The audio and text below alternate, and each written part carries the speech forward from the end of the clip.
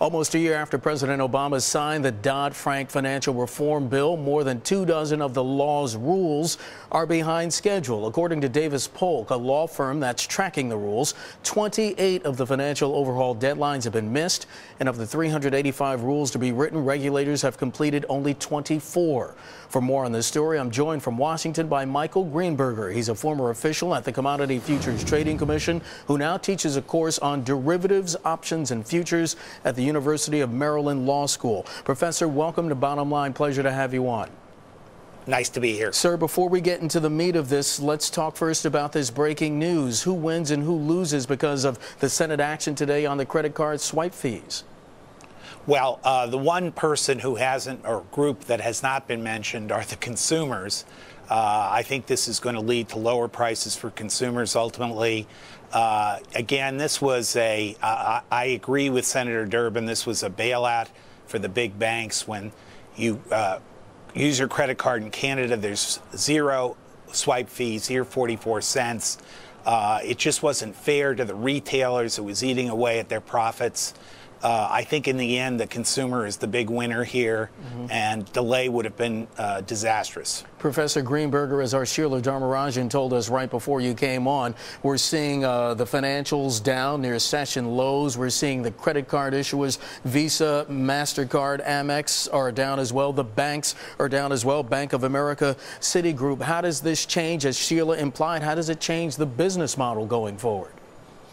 Well, I mean, look, the banks have had all sorts of great goodies handed to them. They've been getting loans from the Fed at record low rates. They were getting bailouts. They were getting TARP funds. And when you cut off these subsidies, of course it's going to hurt the banks. But let's not forget who drove us into the Great Recession. It wasn't the consumer who did it. It was the banks using these toxic derivatives, synthetic collateralized debt obligations, naked credit default swaps. They had a casino going, and now they're going to have to adhere to a business model that's fair. The banks would be doing terrific if we just fed them money consistently. At some point, we have to return to a system that makes sense. Professor Greenberger, last question on this topic then. It seems that even though this might be, as you imply, a victory for the consumers, aren't the banks going to make this up at some point by perhaps charging higher checking fees? The banks obviously can search for other models. I expect before long there's going to be competition among banks. If they start charging checking fees, there are going to be banks that won't charge checking fees to attract depositors.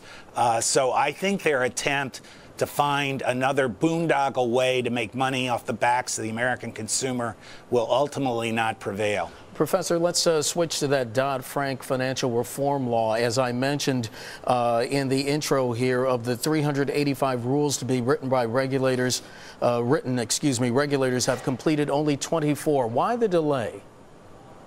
Well, first of all, the 24 rules that were written had the basic set of rules, the several hundred rules, had to be in place by July 21st, 2011, the anniversary of Dodd-Frank.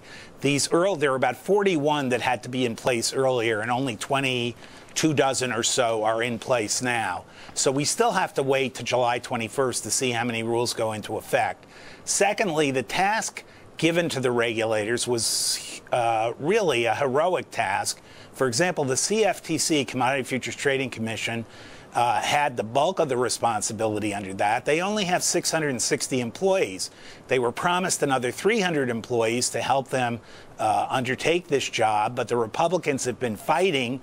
They're having enough manpower to do what Dodd-Frank requires, and they're now trying to reduce the employee number there to 475. Secondly, I believe if there is no interference by Congress by the end of 2011, all these rules, or the great majority of them, will be in place.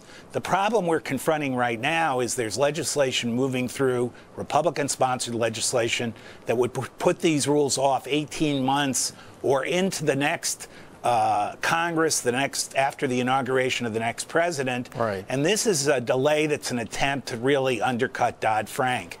So I think that there's some delay that needs to be done because of the huge task, but there's other delay that's playing with matches. We need to get a regulatory system in place to prevent another calamity like September 2008. Yeah, Professor, is one of those other delays in transparency for derivatives, and what do those delays mean? That market is, at last point, about a $600 trillion market. The delays offer the potential for further calamity to the American taxpayer. There's so many dysfunctions in the markets right now, possible European sovereign debt, municipality debt, oil price shock. Now we're even toying with the full faith and credit of the United States with regard to the debt ceiling.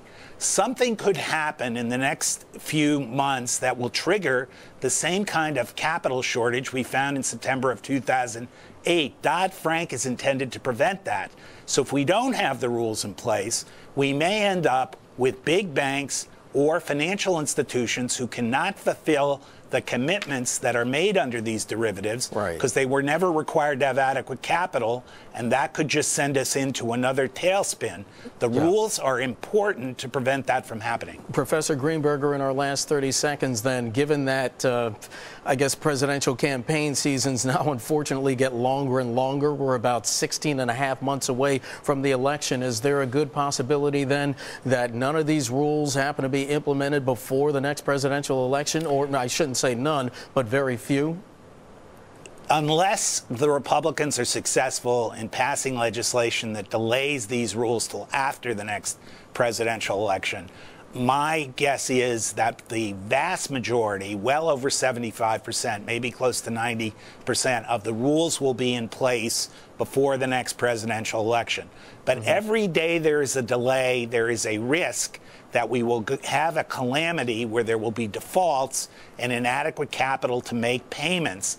That's what Dodd-Frank is intended to do, make sure everyone has appropriate capital to meet their commitments and not rely on the American taxpayer to make up the difference. Michael Greenberger, he's a former official of the Commodity Futures Trading Commission, now teaches a course on derivatives, options, and futures at the University of Maryland Law School, joining us from Washington. Professor, thanks so much for your time. Hope we can have you back on to discuss this further. You're welcome.